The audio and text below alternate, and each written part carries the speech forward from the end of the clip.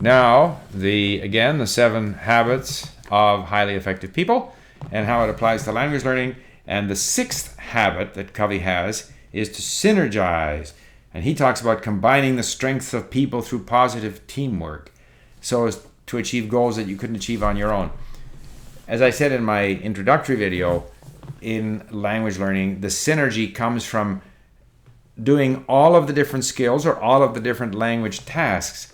There's no point in saying that, I can speak but I can't read, or I can read but I can't speak. And everything that we do contributes to the other skill. Reading, for example, is not just about reading, although it's a wonderful way to learn about a culture. It's a wonderful way to accumulate words. If you accumulate words, you have more confidence when you're speaking. When we read, we often sub-vocalize, and so that reading is a way, to improve our pronunciation, because as we sub-vocalize, we become aware that there are words that we don't know how to pronounce, and so we might become more attentive and listen more carefully to those words when we're listening.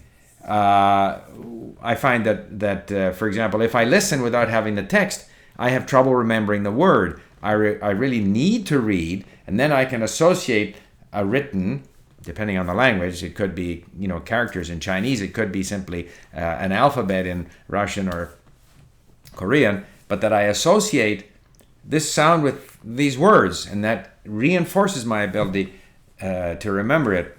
Writing, if you have the discipline to do it, is a great way to get started in output, because there's no pressure on you, so you write.